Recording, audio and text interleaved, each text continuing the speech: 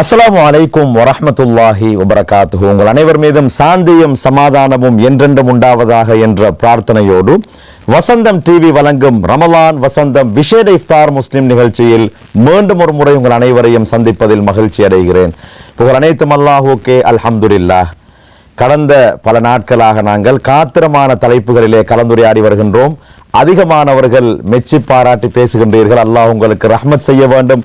தொடர்ந்தும் இந்த நிகழ்ச்சியை பாருங்கள். பல பயனுள்ள ஆழமான தலைப்புகளிலே நாங்கள் கலந்துரையாடுவதற்கு தயாராக இருக்கின்றோம். அந்த வகையிலே இன்றும் கூட காலத்துக்கு தேவையான மிக முக்கியமான ஒரு தலைப்பிலே கலந்துரையாடுவதற்கு நாங்கள் தயாராக இருக்கின்றோம். ரமலான் மாதத்தை பற்றி பேசக்கூடிய நேரத்திலே சொல்வார்கள், ரமலான் குர்ஆனிய மாதம், ரமலான் உறவுகளை சேர்ந்து நடக்கக்கூடிய மாதம், இப்படியெல்லாம் ரமலான் மாதத்தை கண்ணியப்படுத்தி பேசுவார்கள். அந்த வகையிலே ரமலான் பண்பாட்டுக்கு எந்த அளவு முக்கியத்துவம் வாய்ந்தது என்பதையும் இந்த காலப்பகுதியிலே அதிகமான உலமாக்கள் பயான் செய்வார்கள். எனவே இன்றைய நிகழ்ச்சியிலே நாங்கள் ரமலானிய பண்பாட்டு பாசறையில் விழுமியம் சார்ந்த ஊடகப் பணியின் அவசியம் என்ற காத்திரமான தலைப்பிலே கலந்துரையாடுவதற்கு தயாராக இருக்கின்றேன். அதிகமானவர்கள் என்னிடத்திலே சொல்லி இருக்கின்றார்கள், முஸ்லிம்களுக்கு என்று தனியான ஒரு ஊடகம் இல்லை, முஸ்லிம்களுடைய பிரச்சனைகளை நாங்கள் பேசுவதற்கென்று பொருத்தமான ஒரு இடம் இல்லை, இப்படியெல்லாம் அதிகமானவர்கள் கவலைப்பட்டிருக்கின்றார்கள். குறிப்பாக கடந்த 2019ஆம் ஆண்டுக்கு பிற்பட்ட கால பகுதிகளிலே. எனவே நாங்கள் சமூக ஊடகங்களை அனைவரும் பயன்படுத்துகின்றோம். வாட்ஸ்அப்பாக இருக்கட்டும், ஃபேஸ்புக்காக இருக்கட்டும், இப்படியான ஊடகங்களை பயன்படுத்தக்கூடியவர்களாக நாங்கள் இருக்கின்றோம். இந்த இடத்திலே விழுமியங்களை சார்ந்து எப்படி ஊடகங்களை நாங்கள் பயன்படுத்த வேண்டும், அது மாத்திரமல்லாமல் ஒரு தரமான ஊடகத்தை எப்படி நாங்கள் உருவாக்க வேண்டும், அதனுடைய அவசியம் என்ன என்ற விடயங்களை இன்றைய நிகழ்ச்சியிலே கலந்துரையாடுவதற்கு தயாராக இருக்கின்றோம். இந்த தலைப்பிலே என்னோடு கலந்து நல்ல பல கருத்துக்களை பகிர்ந்து கொள்வதற்காக வேண்டி இந்த துறையோடு சம்பந்தப்பட்ட மிக முக்கியமான ஒரு ஆலிம் கலையகத்தில் இருக்கின்றார்கள். பிரபல சமூக செயற்பாட்டாளரும் ஊடகவியலாளரும் இஸ்லாமிய அழைப்பாளருமான ஷேக் அப்துல் முஜீப் கஃபூரி அவர்கள். நிகழ்ச்சிக்குள் அவர்களை சலாம் கூறி அன்போடு வரவேற்றுக் கொள்கிறேன். அஸ்ஸலாமு அலைக்கும் வரஹ்மத்துல்லாஹி வபரகாத்துஹு. வலைக்கும் ஸலாம் வரஹ்மத்துல்லாஹி வபரகாத்துஹு. ஒரு அருமையான தலைப்பு, காலத்துக்கு தேவையான தலைப்பு. நீங்கள் தான் பொருத்தமானவர் இந்த தலைப்பிலே கலந்துரையாடுவதற்கு. முதலில் நாங்கள் நேரடியாக தலைப்புக்கு செல்வதற்கு முன்னால் ரமலானுக்கும் பண்பாட்டுக்கும் உள்ள தொடர்பு என்ன? பிஸ்மில்லாஹிர் ரஹ்மானிர் ரஹீம். அல்ஹம்துலில்லாஹி ரப்பில் ஆலமீன். வஸ்ஸலாத்து வஸ்ஸலாம் அலா நபியினா முஹம்மத் வ அலா ஆலிஹி வ அஸ்ஹாபிஹி அஜ்மாயின். அம்மா பாத். அன்புள்ள நேயர்களே, அஸ்ஸலாமு அலைக்கும் வரஹ்மத்துல்லாஹி வபரகாத்துஹு. எங்களுடைய நண்பர் ஹஸரத் அவர்கள் கேட்ட இந்த முதலாவது கேள்வி உண்மையிலே இந்த தலைப்புக்குள் நுழைவதற்கான ஒரு பீடிகையாக இருக்கிறது. ரமலான் பல்வேறு விதமான எங்களுக்கு நன்மைகளை தருகின்ற ஒரு பயிற்சி பாசறையாக இருக்கிறது. ஆன்மீக கண்ணோட்டத்திலே நோக்கினால் ஒரு வகையான விஷயங்களை அவர் எடுக்கலாம். அதுபோன்று சமூகவியல் கண்ணோட்டத்திலே அதனுடைய பயன்பாடுகளை பேசலாம். இப்படி பல கோணங்களில் பார்க்கின்ற பொழுது அது பண்பாட்டு ரீதியாகவும் எங்களை பண்படுத்துகின்ற ஒரு முக்கியமான ஒரு சந்தர்ப்பமாக ஒரு காலப்பகுதியாக இருக்கிறது. உதாரணமாக அல்லாஹுடைய தூதர் ஸல்லல்லாஹு அலைஹி வஸல்லம் அவர்கள் சொன்னார்கள், மல்லம் யதா கௌல ஸூரி வல் அமல பிஹி ஃபலைஸ லில்லாஹி ஹாஜத்துன் ஃபி அன் யதா தஆமஹு வ ஷராபா. அதாவது பொய் பேசுவது, அதன் அடிப்படையிலே செயல்படுவது, இந்த விஷயங்களை யார் விட்டுவிடவில்லையோ அவர் பசியோடும் தாகத்தோடும் இருப்பதில் அல்லாஹ்க்கு எந்த விதமான தேவையும் இல்லை என்று சொன்னார்கள். எனவே இந்த ஹதீஸ் ஒன்றே போதுமானது. நாங்கள் நோன்பு நோட்பதன் மூலமாக ஆன்மீக ரீதியான பக்குவத்தை பெறுகின்ற அதே வேளையில் நாங்கள் தனிப்பட்ட வகையிலே எங்களுடைய தீய குணங்களை அகற்றி நல்ல பண்பாடு மிக்கவர்களாக ஒரு மனிதன் என்ற வகையில் எங்களுக்கு எத்தகைய பண்பாடுகள் தேவைப்படுகிறதோ அந்த பண்பாடுகளை ஏற்படுத்தக்கூடிய அதுக்கான பக்குவத்தை பெற்றுக்கொள்ளக்கூடிய ஒரு காலப்பகுதியாக நாங்கள் ரமலானை பயன்படுத்த வேண்டிய ஒரு தேவையைத்தான் இந்த ஹதீஸிலே நபி ஸல்லல்லாஹு அலைஹி வஸல்லம் அவர்கள் சொல்கிறார்கள். இன்னொரு ஹதீஸில் நாங்கள் பார்க்கிறோம், அதாவது இதே விதமாக உங்களை யாராவது ஒருவர் நோன்பாக இருக்கின்ற பொழுது உங்களை தூற்றினால்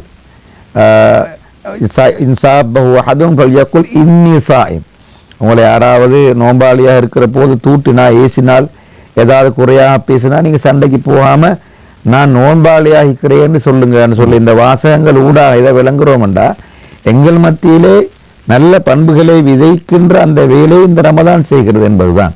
எனவே ரமதானுக்கும் எங்களுடைய நோன்புக்கும் இடையிலே ஒரு பெரிய தொடர்பு இருப்பதை இது காட்டுகிறது. அல்லாஹ்வுக்கு நெருக்கமாக நாங்கள் இருக்கிறோம் என்பது ஒரு பகுதி, இந்த நோன்பின் மூலமாக அதை நாங்கள் பெற்றுக்கொள்கின்றோம். அதே நேரம் அந்த ஆன்மீக பயிற்சிக்கு அடுத்தபடியாக வருவதுதான் இந்த பண்பாட்டு பயிற்சி. ஏனென்றால் எங்களுடைய தொழுகையாக இருக்கலாம், நோன்பாக இருக்கலாம், ஜக்காத் ஹஜ் போன கடமையாக இருக்கலாம், இது எல்லாமே பண்பாட்டு பயிற்சியையும் அடிப்படையாக கொண்டுதான் அல்லாஹ் தஆலா தரப்பட்டிருக்கிறது. ஆகவே இந்த உண்மையை உணராத ஒரு நோன்பாளியுடைய நோன்பில் நிச்சயமாக பிரயோசனம் இருக்க முடியாது. நிச்சயமாக. எனவே ரமலான் பண்பாட்டு பயிற்சி பாசறையின் மிக முக்கியமான ஒரு அடித்தாளம். ஹதரத் அவர்கள் சொன்னதை போன்று அந்த மேற்குறிப்பிடப்பட்ட விடயங்களின் உண்மை தன்மையை உணராத வரையிலே உங்களுடைய நோன்பில் எந்த விதமான பயனும் இல்லை என்பதுதான் மிக முக்கியமான விடயமாக இருக்கின்றது. எனவே நாங்கள் பண்பாட்டோடு நடந்து கொள்ள வேண்டும். இந்த ரமலான் மூலமாக நாங்கள் பெறக்கூடிய இந்த பயிற்சிகளை வாழ்நாள் முழுவதும் நாங்கள் பயன்படுத்தி கொள்ள வேண்டும். நாங்கள் எப்போதுமே உண்மையை பேச வேண்டும், பொய் பேசக்கூடாது, பிறரோடு கண்ணியமாக நடந்து கொள்ள வேண்டும், பிறரின் உரிமைகளை நாங்கள் மீறக்கூடாது. இப்படியான பண்பாட்டு ரீதியான விடயங்களை நாங்கள் இந்த மாதத்திலே பயிற்சியாக பெறுகின்றோம். ஏனைய காலங்களிலும் இந்த பெற்ற பாடங்களை நாங்கள் சரியான முறையிலே பழக்கத்திலே கொண்டு வருவதற்கு நாங்கள் முயற்சிக்க வேண்டும் என்பதை நான் நிகழ்ச்சியின் ஆரம்பத்திலேயே ஞாபகப்படுத்திக் கொண்டு அடுத்ததாக ஷேக் அவர்களே, விழுமியம் சார் ஊடக பணியின் முக்கியத்துவம், என்னுடைய அவசியம் என்ன? நீங்கள் கேட்ட அந்த முதலாவது கேள்வி பண்பாட்டுக்கும் ரமலானுக்கும் இடையில் இருக்கிற தொடர்பை பற்றி பேசினோம். அந்த வரிசையில் தான் நாங்கள் விழுமியத்தை பற்றி இங்கே நாங்கள் இணைத்து பேசுகின்றோம். காரணம் என்னவென்றால் இந்த ரமலான் எங்களுக்கு சொல்லுகின்ற முக்கியமான ஒரு விஷயம்தான் நாங்கள் போய் பேசுவது, தீய குணங்களோடு செயல்படுவது, இவ்வாறான அடிப்படையிலான தீய குணங்கள்லேருந்து நாங்கள் ஒழுங்கி எடுக்க வேண்டும் என்ற விஷயத்தை சொல்கிறது.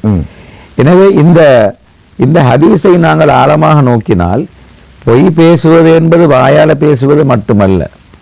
இன்றைக்கு உலகத்தில் ஊடகம்தான் மனிதர்களுடைய வாழ்க்கையை ஆக்கிரமித்திருக்கிறது. ஒரு மனிதனுடைய சிந்தனையை அல்லது ஒரு நாட்டுடைய கொள்கையை அல்லது ஒரு நாட்டுடைய அரசியலை ஒரு நாட்டுடைய எல்லா விதமான விஷயங்களையும் கூட தீர்மானிக்கின்ற ஒன்றாக ஊடகம் மாறி இருக்கிறது. நிச்சயமா. ஆகவே அப்படியான ஒரு காலகட்டத்திலே தான் இந்த விழுமியங்களை பற்றி நாங்கள் ஆழமாக பேச வேண்டியிருக்கிறோம். அந்த விழுமியத்துக்கு நாங்கள் முக்கியத்துவம் கொடுக்கவில்லை என்றால் நாங்கள் நினைத்ததையெல்லாம் பேசுவது, நினைத்ததையெல்லாம் எழுதுவது, நினைத்ததையெல்லாம் நாங்கள் மக்கள் மத்தியிலே பரப்புவது என்ற நிலைக்கு நாங்கள் சாதாரணமாக நாங்கள் அனுமதி அளிப்போமாக இருந்தால் அந்த நாங்கள் வாழ்கின்ற அந்த தேசம் அல்லது அந்த ஊர் அந்த நாடு அல்லது நாட்டுடைய மக்கள் நிச்சயமாக ஒரு கரப்டடான மக்களாகத்தான் மாறுவார்கள். எனவே அந்த கரப்ஷன் இல்லாத நல்ல மனிதர்களை வாழ வைப்பதற்கு விழுமியங்கள் அவசியமானது. எனவே அந்த பண்பாட்டை இபாதத் தருகிறது. எனவே அந்த பண்பாட்டிலே உருவாகிய நாங்கள் அத்தகைய விழுமியங்கள் சார்ந்த ஒரு சமூகத்தை, ஒரு பண்பாட்டு எழுச்சியை அடிப்படையாக கொண்ட சமூகத்தை கட்டி எழுப்புவதற்கு நாங்கள் எங்களுடைய வணக்க வழிபாடுகள் ஊடாக, நாங்கள் நம்புகின்ற மார்க்கத்தின் ஊடாக, பின்பற்றுகின்ற இந்த கொள்கையின் ஊடாக செய்து காட்ட வேண்டியது ஒரு தார்மீக பொறுப்பாக இருக்கிறது. முஸ்லிம்கள் என்ற வகையிலே எங்களுடைய ஒரு கடமையாக இருக்கிறது. அந்த வகையில் விழுமியங்கள் சார்ந்த ஊடகங்களுடைய தேவை என்பது இன்று அதிகமாக உணரப்படுகின்ற ஒரு காலம். கண்டிப்பாக ஊடகங்கள் தாராளமாக இருக்கின்றன. நாங்கள் ஏற்கனவே சொன்னதைப் போல உலகத்திலே ஊடகத்துக்கு இருக்கிற செல்வாக்கு போன்ற ஒன்று யார் எங்கேயும் இருக்க முடியாது. மகாதீர் முகமது சொன்ன செய்தி உங்களுக்கு ஞாபகம் இருக்கும். அதாவது உலக 21ஆம் நூற்றாண்டுடைய ஜாம்பவான் யார் என்று சொன்னால் ஊடகத்தை கையில் வைத்திருப்பவன் தான். எனவே இன்றைக்கு யூதர்கள் உலகத்தில் செல்வாக்கு செலுத்துகிறார் என்று சொன்னால், அல்லது அமெரிக்கா போன்ற மேற்கத்திய வல்லரசினார்கள் செல்வாக்கு செலுத்துகிறாங்க என்று சொன்னால், அதுக்கு பிரதானமான காரணமாக இருப்பது அவர்களுடைய கையில் தான் அந்த ஊடகம் இருக்கிறது. அவர்கள் நினைத்தவாறு தங்களுடைய இந்த கருத்துக்கு ஏற்ப, தாங்கள் வைத்திருக்கிற அஜெண்டாக்களுக்கு ஏற்ப அந்த உலகத்தை திருப்பக்கூடிய ஒரு வல்லமையை ஊடகங்கள் வாயிலாக பெற்றிருக்கிறார்கள். அவர்கள் செய்கின்ற அந்த லொபியிங்காக இருக்கலாம், எதுவாக இருந்தாலும் அதற்கெல்லாம் இந்த சக்தியாக இருப்பது, தூத்து இந்த முக்கியமான காரணியாக அமைந்திருப்பது இந்த ஊடகம் தான். ஆகவே இந்த ஊடகங்கள் ஒழுங்குபடுத்தப்படாவிட்டால் அதிலே பணியாற்றுகின்றவர்கள் விழுமியங்கள் சார்ந்து பணியாற்றுகின்ற உண்மைத்தன்மையோடு நேர்மையோடு நம்பகத்தன்மையோடு யாருக்கும் பக்கசார்பு இல்லாமல் ஒரு கட்சிக்கோ ஒரு சக்திக்கோ அல்லது ஒரு என்ஜிஓவுக்கோ அல்லது ஒரு மேற்கு நாடொண்டுக்கோ அல்லது ஒரு பக்கத்து நாட்டுடைய அரசியல் சக்திகளுக்கோ எதுக்குமே அடிமையாகாமல் தான் ஏற்றுக்கொண்ட தான் விளங்கிய சரியான விஷயத்துக்காக மட்டும் பணியாற்றுகின்ற ஊடகவியலாளனாக அல்லது அவர் நடத்துகின்ற ஊடகம் அதற்காக மட்டும் இணைந்து வேலை செய்கின்ற ஊடகமாக இருக்கின்ற பொழுதுதான் அதனூடாக சமூகத்திலோ நாட்டிலோ சரியான ஒரு மாற்றத்தை நாங்கள் காண முடியும். இல்லாத போது இன்று நாங்கள் யதார்த்தத்திலே காணுகின்ற இத்தனை ஊடகங்கள் இருந்தும் இந்த நாட்டிலே அனாச்சாரங்கள் நடக்கின்றன, இந்த நாட்டிலே கொலை நடக்கிறது, இந்த நாட்டிலே மக்கள் ஏமாற்றப்படுகிறார்கள், இந்த நாட்டிலே மக்கள் மத்தியிலே நல்லெண்ணம் இல்லாமல் இனவாதம் வேரூன்றி காணப்படுகிறது. இதற்கெல்லாம் அடிப்படையில் வித்திடுவது யார்? ஊடகவியலாளர்கள் அல்லது அவர்கள் சார்ந்திருக்கின்ற ஊடகங்கள். எனவே இந்த விழுமியம் சார்ந்த ஊடகம் பணி என்பது இன்றைக்கு இருக்கின்ற மிக அடிப்படையான ஒரு தேவை. இந்த நாட்டில் இப்போ பொருளாதார பிரச்சனை வந்திருக்கிறதாக சொல்கிறோம், இந்த நாட்டிலே இனவாதம் இருப்பதாக சொல்கிறோம், இந்த நாட்டை இன்னொரு பலமான ஒரு எதிர்காலத்தை நோக்கி கொண்டு போவோம் எல்லாம் கதைக்கிறோம். ஆனால் அந்த அடிப்படையை நோக்கி நாட்டை கொண்டு செல்வதற்கு இப்படியான கொள்கையை சார்ந்து நிற்கின்ற ஊடகவியலாளர்களும் ஊடகங்களும் தேவையாக இருக்கிறது. நிச்சயமாக. எனவே அதற்கான ஒரு ஏற்பாட்டை இந்த நாட்டிலே வாழுகின்ற எல்லோரும் செய்ய வேண்டும். குறிப்பாக ஊடகத்துறை சார்ந்தவர்கள், அதே நேரம் அவர்களை வழிநடாத்துகின்ற அரசு நிறுவனங்களாக இருக்கலாம், தொலைக்காட்சி நிறுவனங்களாக இருக்கலாம், அல்லது வேறு துறைகளை சார்ந்தவர்களாக இருக்கலாம், அவர்களும் கூட இந்த பொறுப்பை உணர்வாளாக இருந்தால், இப்பொழுது உதாரணமாக சொல்வதாக இருந்தால் ஹசரத் அவர்களே, எங்களோட நாட்டில் இப்பொழுது இந்த இன்ஃப்ளேஷனுக்கு பின்னால் குறிப்பாக இளைஞர்கள் மத்தியில் அவநம்பிக்கை ஏற்பட்டிருக்கு. இந்த நாட்டில் வாழ முடியாது. அப்போ நாங்கள் இந்த நாட்டை விட்டு போவதுதான் ஒரே தீர்வு என்பது போல சிந்திக்கிற ஒரு நிலைமை மக்கள் மத்தியில் வந்திருக்கிறது. இப்போ நீங்களும் கட்நாயக் ஏர்போர்ட்டில் போனால் பார்க்கலாம், எங்களோட இளைஞர்கள் நிறைந்து வழிகிறார்கள். ஒரு வளமான நாடு, உலகத்திலேயே வளமான ஒரு நாடு.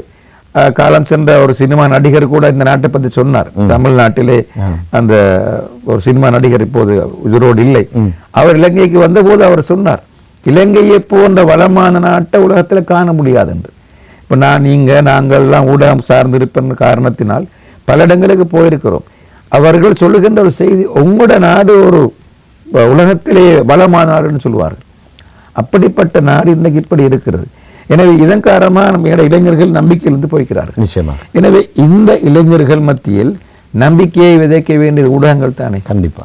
ஆனால் அந்த ஊடகங்கள் அந்த அரசியல் சார்ந்த பணிகளை மாத்திரம் செய்வதன் காரணமாக இன்னும் அவர்கள் மத்தியில் அவநம்பிக்கைகள் ஏற்பட்டு அவர்கள் நம்பிக்கையிலிருந்து இந்த நாட்டில் வாழவே முடியாத நிலைமைக்கு தள்ளப்படுகிறார்கள். கண்டிப்பா. ஆகவே விழுமியம் சார்ந்த, அதாவது நாங்கள் சொல்ற பாசிட்டிவ் மீடியான்னு சொல்கிறோம், அந்த அடிப்படையிலான ஒரு சிந்தனை மாற்றத்தை உருவாக்க வேண்டிய ஒரு பெரிய பணியைத்தான் ஊடகங்கள் செய்ய வேண்டி இருக்கிறது. நிச்சயமாக.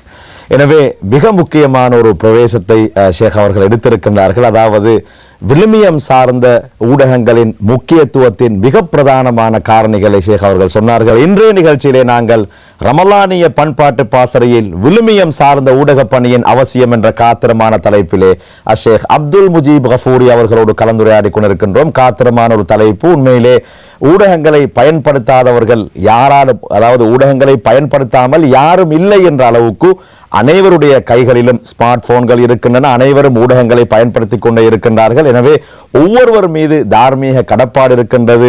என்னென்ன விடயங்களை செய்ய வேண்டும், எவற்றை பரப்ப வேண்டும், எவற்றிலிருந்து நாங்கள் தவிர்த்து கொள்ள வேண்டும் என்ற விடயங்களை அவற்றை நாங்கள் முழுமையாக பேசுவோம். அடுத்ததாக சொல்லுங்கள், விழுமியம் சார்ந்த இந்த ஊடக பணியின் பண்பாடுகள் எப்படி இருக்க வேண்டும்? மிக முக்கியமான ஒரு கேள்வி. இப்போ நாங்கள் விழுமியங்களை பற்றி பேசுகின்ற பொழுது அந்த விழுமியம் சார்ந்த ஊடக பணியில் ஈடுபடக்கூடியவர்களுக்கு சில முக்கியமான பண்பாடு இருக்கு, சில பண்புகள் காணப்படுகின்றன, சில குவாலிட்டிஸ். அதில் பிரதானமானது தான் குர்ஆன் சொல்வதை போல வக்கூனு மஅஸ்ஸாதிகீன், நீங்கள் எப்பொழுதுமே உண்மையாளர்களோடு இருங்கள். அப்போ ஏற்கனவே நாங்கள் சொன்ன அந்த ஹதீஸ், பொய் சொல்வது, பொய் அடிப்படையிலே செயல்படுவது, துணை போவது, இவர்கள் நோன்பு பிடிப்பில் எந்த பிரயோசனம் இல்லைன்னு நாங்கள் பார்த்தோம். அப்போ அந்த ஹதீஸும் இந்த குர்ஆன் ஆயத்தை நாங்கள் ஒப்பிட்டுகின்ற பொழுது எந்த அளவு தூரம் ஒரு மனிதன் தன்னுடைய வாழ்க்கையில் உண்மைக்காக வாழ வேண்டும் என்பதை நாங்கள் பார்க்குறோம்.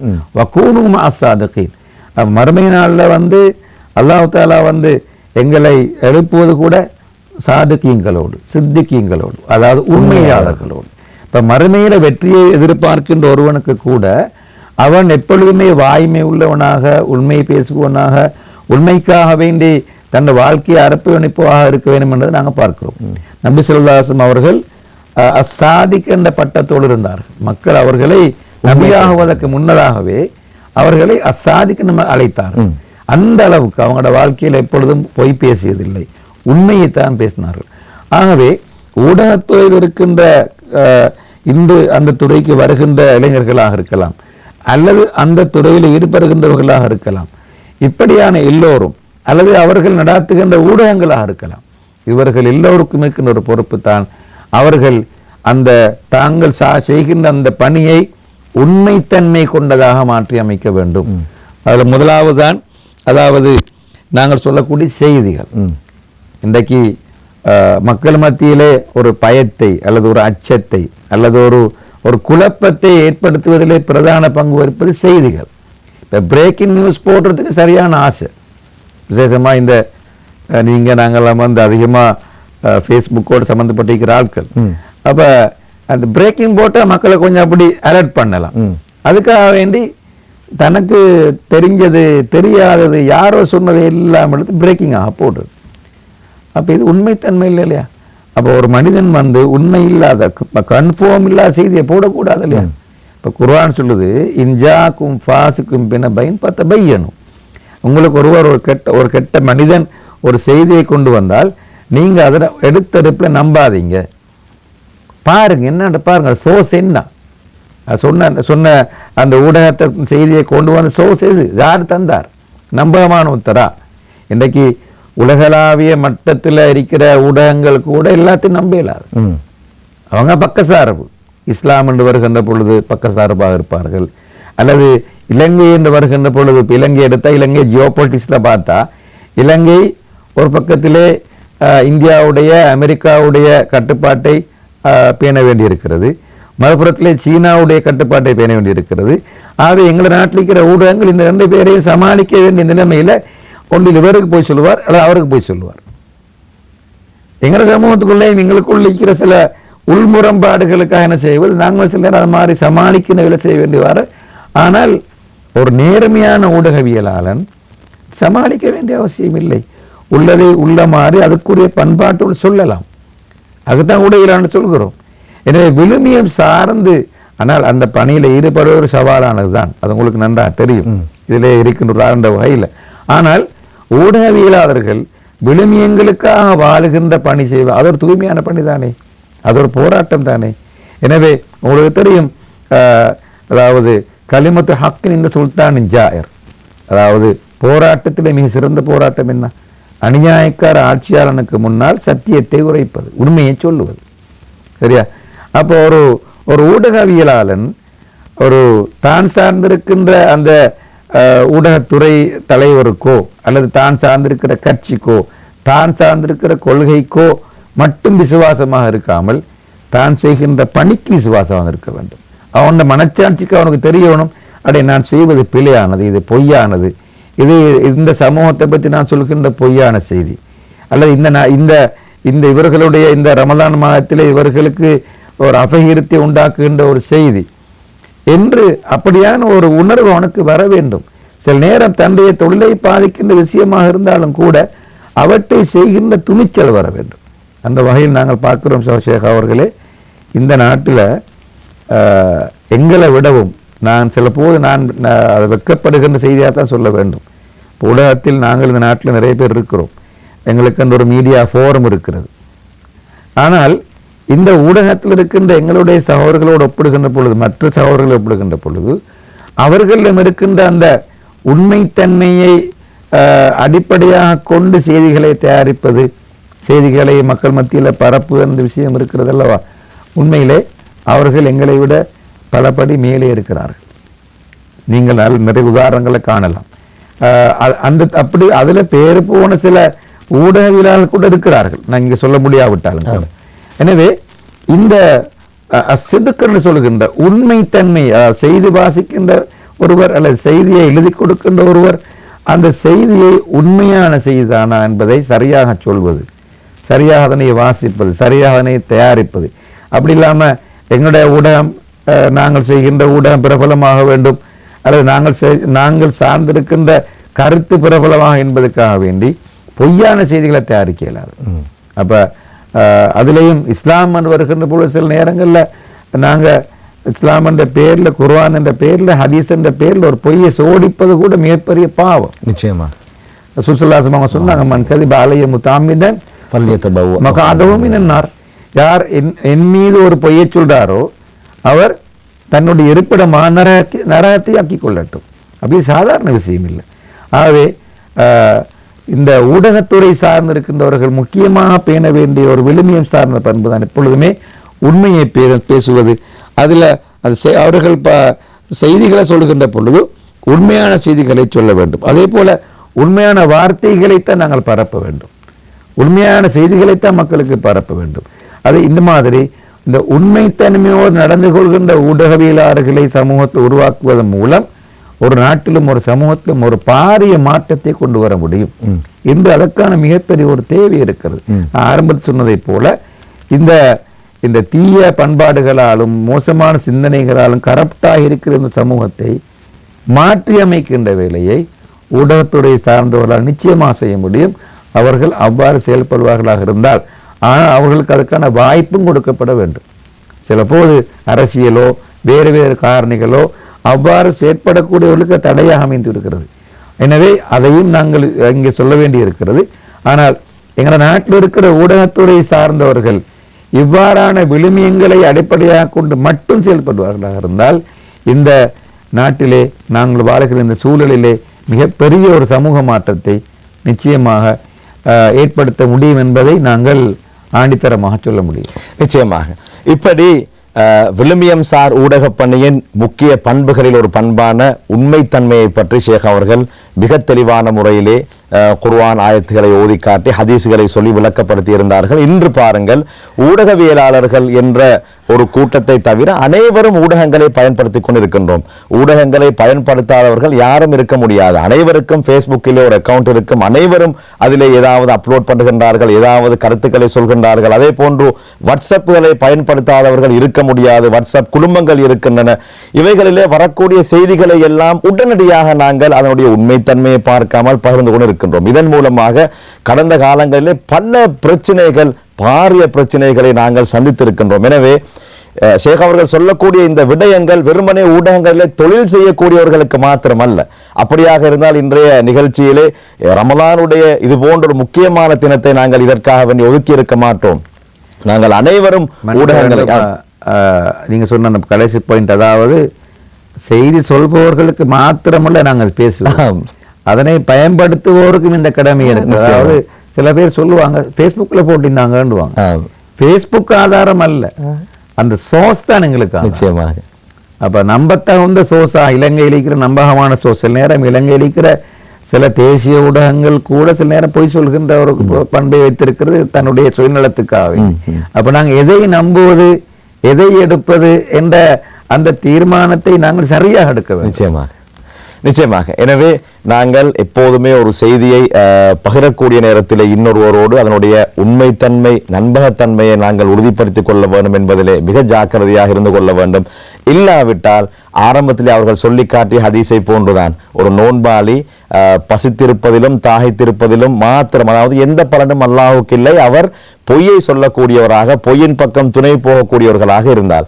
எனவே நாங்கள் இந்த விடயத்தில் மிகவும் அவதானமாக நடந்து கொள்வோம் என்பதை மீண்டும் ஒரு முறை ஞாபகப்படுத்திக் கொண்டு இன்றும் கூட மிக முக்கியமான சமகாலத்திற்கு தேவையான ஒரு தலைப்பிலே கலந்துரையாடி கொண்டிருக்கின்றோம். ரமலானிய பண்பாட்டு பாசறையில் விழுமியம் சார்ந்த ஊடக பணியின் அவசியம் என்பது இன்றைய எங்களுடைய தலைப்பு பொருளாக அமைந்திருக்கின்றது. ஷேக் அவர்கள் விழுமியம் சார்ந்த ஊடக பணியின் முக்கிய பண்புகளை பற்றி பேசக்கூடிய நேரத்திலே உண்மைத்தன்மை, அஸ்ஸிதுக் என்ற உண்மைத்தன்மை இருக்க வேண்டும் என்பதை ஆணித்தரமாக சொல்லி இருக்கின்றார்கள். அடுத்த பண்புகளை நாங்கள் பேசுவோம். இரண்டாவதாக இங்கு சொல்ல வேண்டிய ஒரு முக்கியமான பண்பு தான், அதாவது ரியாலிட்டி, அது யதார்த்தம். நாங்கள் சொல்லக்கூடிய அந்த ஒரு செய்தியோ அல்லது ஒரு கலந்துரையாடல கலந்து கொண்டு பேசுகிறோம் என்றால் அந்த விஷயம் எங்களுடைய சூழல்ல யதார்த்தத்துக்கு பொருத்தமானதாக இருக்கிறது. எங்களுடைய இப்ப நான் பேசுகின்ற இந்த தலைப்பு நாங்க பேசுகிறோம், இது எங்களுக்கு இப்ப தேவை. அப்ப எங்கேயோ உள்ளது அங்கே பேசலாம். இந்த நாட்டு மக்களுக்கு ரமதானுடைய காலத்திலே பேச வேண்டிய தலைப்பு இது ஒரு ரியாலிட்டி, இது ஒரு யதார்த்தமான விஷயம். ரமதான் ஊரான ப்ரோக்ராம் செய்கிறோம், எனவே யதார்த்தம். யதார்த்தம் இல்லாம உதாரணமா அமெரிக்காவில் இருக்கிற ஒரு பிரச்சனையை இங்க பேச வேண்டிய அவசியம் இல்லை, அல்லது சவுதியில் இருக்கிற ஒரு பிரச்சனையை இங்க பேச வேண்டிய அவசியம் இல்லை. முந்தைய காலங்களிலே கூட சில சந்தர்ப்பங்களில் எங்களுடைய சில சகோதரர்கள் அந்த அவர்கள் தொழில் செய்கின்ற நாடுகளிலே கண்ட சில விஷயங்கள்ல பாதிக்கப்பட்டு அல்லது கவரப்பட்டு அவற்றை இங்கு செய்ய முற்பட்டதன் காரணமாக வந்த பாதிப்புகள் நிச்சயமா. எனவே யதார்த்தத்துக்கு நாங்கள் ஒத்து வருதா இல்லைன்னு முதலாவது பார்க்க வேண்டும். நாங்கள் இருக்கக்கூடிய இடம் சூழல் போன்ற அந்த கண்டெக்ஸ்ட்னு சொல்லுவார்.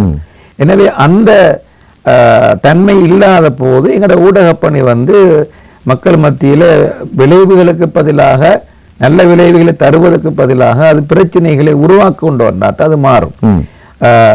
எனவே ஊடகத்துறையில் இருக்கின்றவர்கள் எப்பொழுதுமே இந்த பண்பை பேண வேண்டும். நான் இப்ப சொல்ல இப்ப இந்த ஊருக்கு பொருத்தமானதா இல்ல இந்த மாசம் சொல்வதற்கு இது பொருத்தமானதா, இந்த நாட்டில் இப்ப அரசாங்கம் போகிற இந்த போக்குல இந்த மாதிரியான ஒரு செய்தியை நான் சொல்வது ஒரு பெரிய பிளாஸ்ட உண்டாக்கலாம். மன்னிக்க வேண்டும் ஷேக் அவர்களே, இது உலமாக்களுக்கும் கட்டாயமான ஒரு விடயம் என்று நான் நினைக்கிறேன். என்றால் அதிகமான உலமாக்கள் மிம்பர் மேடையை மிகப்பெரிய மீடியாவை பயன்படுத்துகிறார்கள். ஆமாம், உண்மையிலே மிம்பர் என்பது ஒரு மிக முக்கியமான ஒரு மேடை. எனக்கு தெரியும், எங்களுடைய இலங்கையில பிரபலமான ஊடகவியலாளர் விக்டர் ஐவன் அவர்கள் ஒரு முறை ஒரு கலந்துரையாடலை பேசுகின்ற போது முஸ்லிம்களுக்கு இருக்கின்ற மிகப்பெரிய ஊடகத்தை பற்றி பேசினார். நானும் கலந்து கொண்ட ஒரு சந்திப்பிலே அவர் சொன்னார், உங்களுக்கு இலங்கையில் இருக்கிற எல்லா பள்ளிவாசலிலும் வெள்ளிக்கிழமை நாட்களிலே முழு முஸ்லிம் சமூகத்தையும் ஒரே நேரத்தில் ஏதாவது ஒன்றை நோக்கி கொண்டு போகிறதுக்கான வழியை கூட மார்க்கம் தந்திருக்கிறது தானே, நீங்கள் அதை யோசிக்க அமைக்கிறீங்கன்னு கேட்டார். நீங்கள் நல்ல ஒரு பாயிண்ட்டை சொன்னீங்க. உண்மையில் அப்போ உலமாக்கள் கூட நெறிப்படுத்தப்பட வேண்டியிருக்கிறார்கள். நீங்கள் ரியாலிட்டி என்று சொல்லக்கூடிய நேரத்தில் எனக்கு ஞாபகம் வந்தது. அதாவது சில பயான்களை நாங்கள் கேட்டால் A level O level காலப்பகுதியில சொர்க்க நரகத்தை பற்றி பேசுகிறோம். அதாவது ரியாலிட்டி இல்லையா, பொருத்தம் இல்லை இடத்துல. அவ பேச வேண்டிய எக்ஸாம் செய்யற நேரத்தை அந்த பிள்ளையோட எக்ஸாமுக்கு தேவையான விஷயத்த, அவருக்கு நம்பிக்கை ஊட்டக்கூடிய விஷயத்த, அவர் பாஸ் பண்றதுக்கு தேவையான அந்த வழிகாட்டல் சொல்லக்கூடிய விஷயத்தை அந்த இடத்துல பேச வேண்டிய. இப்ப ரமதான் காலத்துல நான் ரமதானோட தொடர்பு அனுப்பி நாங்கள் பேசுற மாதிரி பேசிக்கொண்டு போகணும். அது மாதிரி இலங்கை சூழலுக்கு எது பொருத்தமோ அதைத்தான் நாங்க பேச வேண்டும். கண்டிப்பாக எங்கட குறிப்பா நீங்க உலமாக்களை பற்றி சொன்னீர்கள். உலமாக்கள்ல சிலர் இருக்கிறார். உதாரணமா நான் 2019ஆம் ஆண்டு இந்த குண்டுவெடிப்பு தாக்குதலை தொடர்ந்து ஒரு வாரம் 2 வாரம் இருக்கும்னு நினைக்கின்றேன். நான் என்னுடைய ஃபேமிலியோடு ஒரு பிரைவேட் வாகனத்தில் நான் என்னுடைய ஊருக்கு போய் கொண்டிருக்கிறேன். அப்போ ஜும்மா நேரம் வரவும் நாங்கள் என்ன செய்தோம், ஒரு சின்ன கிராமம், அந்த கிராமத்திலே ஜும்மாவுக்காக வாகனத்தை நிப்பாட்டி போட்டு எங்களோட மனைவியை பிள்ளைகளையும் ஒரு வீட்டில் தங்க வச்சு போட்டு பள்ளிக்கு போனால் அப்பொழுது எங்களை நாட்டுடைய பாதுகாப்பை கருதி முகத்தை மூடக்கூடாது என்ற சட்டத்தை போட்டிருந்தாங்க. அப்போ அந்த சந்தர்ப்பத்திலே அந்த பள்ளி வாசலிலே ஒரு பள்ளியில் ஹொத்பா நடந்து கொண்டிருக்கிறேன். நான் உள்ளே போய் உட்கார்ந்து கேட்டுக்கொண்டிருக்கிறேன். அப்போ அந்த ஆவேசமாக அந்த மூளை ஒரு வாலிபர் கதைக்கிறார், முகத்தை மூடும் சட்டம் வந்திருக்கிறது, இதை நாங்கள் விட்டு கொடுக்க மாட்டோம். நான் கண்ணியமான ஆளுங்களை நான் மதிக்கிறேன். முகம் மூடுவதும் திறப்பும் என்பது உலமாக்கள் 2 சாராரும் பின்பற்றுகின்ற ஒரு நடைமுறை. அதில் யாருக்கும் நிர்பந்திக்க இயலாது. முகத்தை மூடுபவர் மூடுவார், துறப்பவர் துறப்பார். அதில் இங்க நான் சொல்ல வர விஷயம் யதார்த்தம் இல்லாத ஒரு விஷயம். நாட்டுடைய பாதுகாப்பு கருதி கண்டிப்பா அரசாங்கம் சட்டம் போடுது, யாரும் இது போற முகத்தை மூடக்கூடாது என்று. இப்ப அந்த பிரச்சனை இல்லையே, எல்லாரும் முதிப்படி போறாங்க. ஆனா யதார்த்தத்தை உணராத காரணத்தினால் ஆவேசமாக அவர் பேசுறார். யாராவது இதுக்கு எதிராக வந்தா நாங்க எதுவும் செய்வோம் என்று அவர் பேசினார். என்னுடைய ஊரும் அல்ல, சண்டை பிடிக்க எனக்கு போகவும் இயலாது. அப்ப நான் சில உலமாக்கள்ல இந்த செய்தியை எத்தி வச்சு கொண்டு அப்படி போயிட்டேன். அப்ப என்ன சொல்ல வாரன்னு சொன்னால், யதார்த்தம் இல்லாத விஷயங்களை பேசினா குழப்பம் தான் உருவாகும். கண்டிப்பா சரியா? அதாவது நன்மை செய்வதற்கு பதிலாக தீமை உருவாகும் நிச்சயமா. சரியா? ஆகவே நாங்கள் எப்பொழுதுமே அந்த குர்ஆனத்து கடைசி, அதாவது நீங்க இந்த பொய்யான செய்திகளை பரப்புவதன் காரணமாக அதன் விளைவாக முழு சமூகமே கவலைப்படுகின்ற நிலை வரும் கண்டிப்பாக என்று வருகிறது. ஆகவே இது முஸ்லிம்களுக்கும் பொருந்தும், முஸ்லிம் அல்லாதாருக்கும் பொருந்தும். சில போது மதகுருமார்கள் அண்மைக்கால வரலாறுகள் நிறைய இருக்கிறது. வேண்டுமென்றே குழப்பத்தை உருவாக்க வேண்டும் என்ற நோக்கத்தோடே பேசினவர் இருக்கிறார்கள். அதன் விளைவாக இவ்வளவு பெரிய அழிவுகள், கொலைகள், அந்த உயிரிழப்புகள், சேதங்கள் ஏற்பட்டிருக்கின்றன. ஆகவே நாங்கள் இந்த விஷயத்தை ஆழமாக பேச வேண்டியிருக்கிறது. நான் நினைக்கிறேன் ஊடகத்துறை சார்ந்த நிறுவனங்கள் கொடுக்கின்ற பயிற்சிகளிலே இது சார்ந்த விஷயங்கள் கூடுதலாக சொல்லப்பட வேண்டும். நாட்டை கட்டியெழுப்புதல், மனிதாபிமானத்தை கட்டியெழுப்புதல், உண்மைத்தன்மையோடு வாழுதல், இனங்களுக்கு இடையில ஒற்றுமையை கட்டியெழுப்புதல், நாட்டுடைய பொருளாதாரத்துக்கான பங்களிப்பை செய்தல், பண்பாடுகளை வளர்த்தல், விழுமியங்களை வளர்த்தல் என்று இவ்வாறான அடிப்படையில் எவ்வாறு ஒரு ஊடகவியலாளர் செயல்படலாம் என்பதற்கான பிராக்டிக்கலான பயிற்சிகளை நாங்கள் அமெரிக்கா அனுப்ப தேவையில்லை, இங்கே இருக்கிறாங்க மாஷால்லா தாராளமாக. எனவே அப்படி செய்ய முடியுமாக இருந்தால் எங்களுடைய நாட்டிலே அவ்வளவு காலம் போகாது, நல்ல ஒரு மாற்றத்தை கொண்டு வரலாம். ஆனால் துரதிர்ஷ்டவசமாக இந்த பொறுப்புணர்ச்சியோடு செயல்படக்கூடிய ஊடகவியலா இல்லாமல் இருப்பதன் காரணத்தால், குறைவாக இருக்கின்ற காரணத்தினால் இந்த சந்தர்ப்பத்தை பயன்படுத்தி சுயநலவாதத்தை அடிப்படையாக கொண்ட ஊடகங்களும் ஊடகவியலாளர்களும் மேலோங்கி வருகிறார்கள். அவங்களோட கருத்தை மார்க்கெட் பண்றாங்க. இப்ப என்னது ஒழுக்கத்தை மீறுகின்ற பல செயற்பாடு இருக்கிறது. அவ்வாறான செயற்பாடுகளை மார்க்கெட் பண்றாங்க. இது மனித உரிமை என்ற பெயரில் ஒரு தேசிய ஊடகம் என்ற அதனை நான் விமர்சிக்கிறதுக்கு நான் விரும்பவில்லை.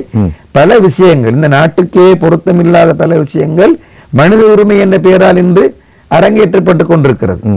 ஒழுக்க வீழ்ச்சி உண்மையிலே எத்தனையோ அண்மையில இந்தியாவில் கூட அவ்வாறான சில விஷயங்களை தடை செய்வதற்காக சட்டத்தை கொண்டு வந்தார்கள். இன்னும் ஒரு பின்லாந்து போன்ற நாட்டில் சட்டத்தை கொண்டு வந்தார்கள். இலங்கையில அதை ஓப்பனாக பேசுறாங்க. ஊடகத்துறை சார்ந்தோர் இதெல்லாம் மனித உரிமை, இதெல்லாம் கொடுக்கணும் பேசுறாங்க. காரணம் என்னவென்றால் இதே தீமை என்ற விஷயத்தை ஓங்கி ஒழித்து பேசக்கூடிய ஊடகவியலாளர்களுடைய அந்த பலம் குன்றி போயிருக்கிறது. எனவே எங்களுக்கு மிகப்பெரிய ஒரு பொறுப்பு இருக்கிறது. ஒரு ஒழுக்கம் சார்ந்த, பண்பாடு சார்ந்த, விழுமியம் சார்ந்த சமூகத்தை கட்டி எழுப்புவதற்கு இவ்வாறான ஊடகத்துறை சார்ந்தவர்களை நாங்கள் அதிகமாக உருவாக்குவதும், அதற்கான பயிற்சிகளை வழங்குவதும், அதற்கான பயிற்சி நிறுவனங்களை நாங்கள் கட்டியெழுப்புவதும் இன்றைய காலத்துக்குரிய மிக முக்கியமான தேவையாக இருக்கிறது.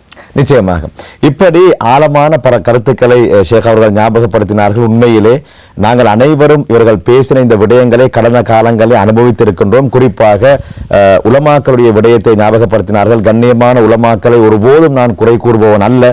இருந்தாலும் பொதுமக்கள் சொல்லக்கூடிய சில விடயங்கள் என்னுடைய காதிலே விழுந்திருக்கின்றது. அதாவது பொருத்தமில்லாத தலைப்புகளிலே பயான் செய்து கொண்டிருக்கின்றார்கள். அதாவது உலமாக்கள் இன்னும் ரியாலிட்டியை உணரவில்லை என்ற விடயங்களை அதிகமானவர்கள் சொல்கின்றார்கள். காலத்திற்கு ஏற்ற விடயங்களை பேச வேண்டும். குறிப்பாக மாணவர்களுக்கு தேவையான விடயங்கள் ஓ லெவல் ஏ லெவலுடைய காலப்பகுதிகளிலே அவர்களுடைய உரை அவ்வாறு அமைய வேண்டும். அது மாத்திரமல்லாமல் ஒரு தேசம் என்ற வகையிலே சமகாலத்திலே நாங்கள் அனைவரும் ரொம்பவே பாதிக்கப்பட்ட ஒரு விடயமாக இருந்தால் அது ஒன்று ட்ரக், போதைப் பொருள், அடுத்த பொருளாதார வீழ்ச்சி.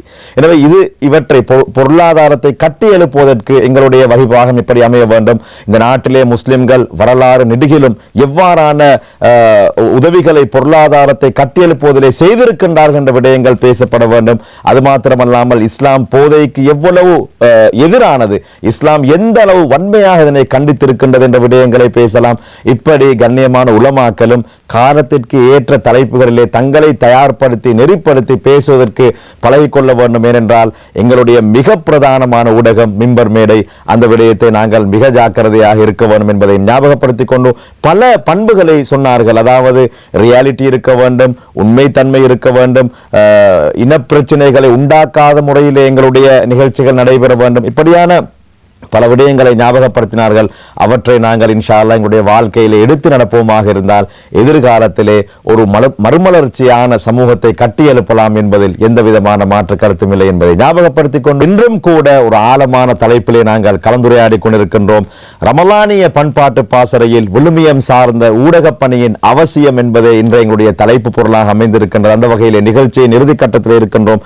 அடுத்ததாக சொல்லுங்கள் ஷேக் அவர்களை, இந்த நாட்டிலே எங்களுடைய முன்னோர்கள் நதீம் ஹாஜியாராக இருக்கலாம், இந்திய அப்துல் கஃபூர் ஹாஜியாராக இருக்கலாம், ராசிக் ஃபரீதாக இருக்கலாம். இப்படி எங்களுடைய முன்னோர்கள் முஸ்லிம் சமூகத்தின் எதிர்காலத்தை மையமாக கொண்டு அவர்களுடைய எதிர்காலம் சிறப்பாக அமைய வேண்டும் என்பதற்காக வேண்டி பிரம்மாண்டமான வக்ஃபுகளை எல்லாம் செய்திருக்கின்றார்கள். ஆனால் துரதிர்ஷ்டவசமாக அன்றிலிருந்து இன்று வரையிலே முஸ்லிம்களுடைய பிரச்சனைகளை பேசுவதற்கான ஒரு தனியான ஊடகம் வர வேண்டும், முஸ்லிம் ஊடகவியலாளரை ஊக்குவிப்பதற்கான ஒரு ட்ரைனிங் சென்டர் போன்ற விடயங்கள் உருவாக்கப்படவில்லை. ஆனால் சமகாலத்திலே அந்த தேவை அதிகமாக உணரப்படக்கூடிய ஒரு காலத்திலே நானும் நீங்களும் இருக்கின்றோம். எனவே அதனுடைய அவசியம் பற்றி நேயர்களோடு கொஞ்சம் பகிர்ந்து கொள்ளுங்கள். மிகவும் நல்ல ஒரு பொருத்தமான ரமதானுக்கண்டே ஒரு முக்கியமான ஒரு பொருத்தமான கேள்வியாக இருக்கிறது. அதற்கு முன்னால் என்னுடைய நீங்கள் ஏற்கனவே கேட்ட கேள்வியோட தொடரில் ஒரு முக்கியமான பகுதியை சொல்ல பொறுத்தும் நினைக்கின்றேன். அதாவது குர்ஆன்ல ஹதீஸில் நாங்கள் பார்க்கின்ற பொழுது இந்த ஊடகவியலாளர்கள் எப்பொழுதுமே மக்களுக்கு நல்லதை சொல்ல வேண்டும், மக்களை நல்ல வழிக்கு தூண்டுகின்ற உணர்வு ஊட்டுகின்ற வேலைகள் எல்லாம் ஈடுபட வேண்டும் என்பதற்கு நிறைய ஆதாரங்கள் இருக்கின்றன. அதுக்கு உதாரணமாக நாளாந்தம் ஒலிக்கின்ற அதான் இருக்கிறது, பாங்க சொல்கிறோம் இல்லையா, இந்த அதான் மக்களை உணர்வூட்டுகின்ற ஒரு வேலை தான் செய்யுது. நீங்கள் பாருங்க, அல்லாஹ் அக்பர், அல்லாஹ் மிகப்பெரியவன் சொல்ல நேரம் மனிதன் அடே நான் தொலை போகணுமே என்று தூண்டப்படுறான், உணர்வு உண்டாகிறது. அதில் ஹையால் அஸ்ஸலா ஹையால் ஃபலான்னு வருகிறது, வெற்றியின் பக்கம் வாருங்கள், தொழுகையின் பக்கம் வாருங்கள் என்று சொல்ல நேரம் ஒரு மனிதன் தவறான செயலிக்கிறவன் கூட டக்குன்னு தன்னை ஆசுவாசப்படுத்தி கொண்டு நல்ல வழிக்கு போகிறதுக்கு தூண்டப்படக்கூடிய ஒன்றாக அது மாறுகிறது. அப்போ இது அதான் செய்கின்ற ஒரு பணி. அப்போ அதான் சொல்வதனூடாக மனிதர்கள் தூண்டப்படுகிறார்கள், நல்ல விஷயத்தை தூண்டப்படுகிறார்கள். உங்களுக்கு தெரியும், குர்ஆனில் நீங்கள் ஒரு ஹாஃபிஸ் என்ற வகையில் குர்ஆனில் சுலைமான் இஸ்லாத்துடைய சம்பவம், அதில் அந்த ஹுதுஹுது பறவையுடைய வரலாற்றில் நிறைய படிப்பினை இருக்கிறது. சரியா? ஒரு செய்தி சொல்லக்கூடிய ஒருவர் செய்தியை நம்பகத்தன்மையோடு சொல்ல என்பதற்கு அந்த ஹுதுஹுது பறவையுடைய சம்பவம் ஒரு உதாரணம். ஏன்னா பினபைன் யகீன் என்ற முந்தையத்தை நான் மறந்துட்டு, அதாவது சுலைமான் நபி கேட்குறாங்க நீ எங்கே இருந்தான்னு சொல்லி. அப்போ இந்த பறவை சொல்லுது, ஹுதுஹுத் சொல்லுது, நான் ஒரு முக்கியமான நம்பத்தகுந்த யகீன், யகீன்னா அந்த அளவு ஸ்ட்ராங், அந்த பொருள் உங்களுக்கு தெரியும், அந்த அளவு நம்பத்தகுந்த ஒரு செய்தியை நான் உங்களை கொண்டு வந்திக்கிறேன், அதான் நான் லேட்டானு சொன்னேன். சரியா? Breaking news.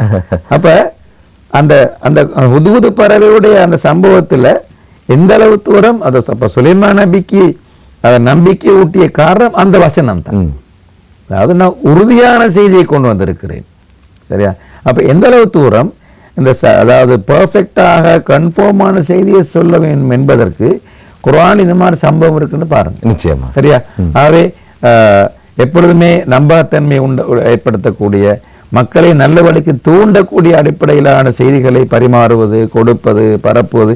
நீங்கள் நிறைய ஃபேஸ்புக் பற்றி சொன்னீங்க, ஃபேஸ்புக்கில் நிறைய இந்த மாதிரியான பிரச்சனை இருக்கிறது.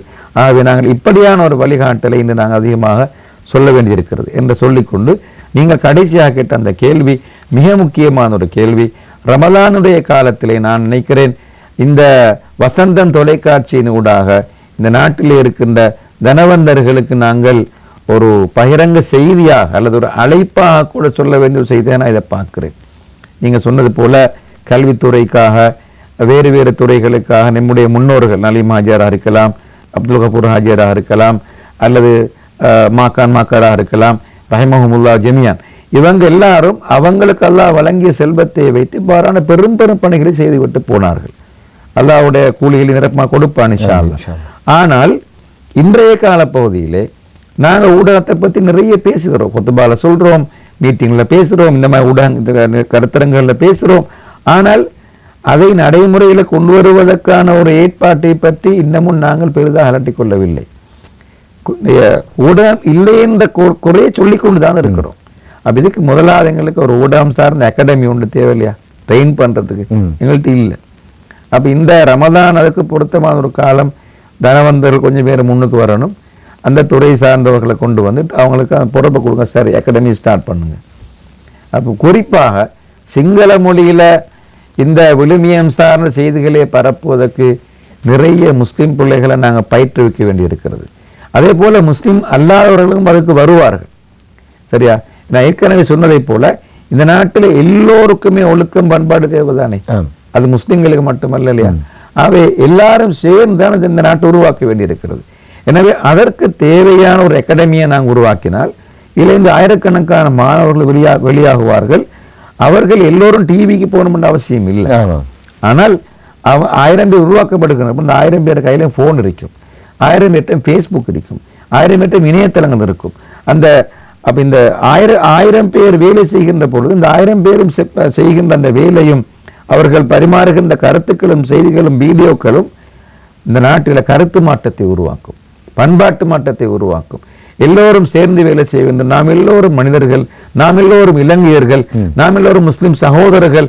எங்களுக்குள்ள இருக்கிற இந்த மார்க்க ரீதியான முரண்பாடு, மத முரண்பாடு, இயக்க வேறுபாடு எல்லாம் எங்களுக்கு அவசியமற்றது. நாம் எல்லோரும் இணைஞ்சு வேலை செய்யலாம் என்ற அந்த சிந்தனையெல்லாம் இவர்களோடு எங்களுக்கு கொடுக்க முடியும். எனவே அதற்கு அந்த அகாடமி ஒன்று தேவை.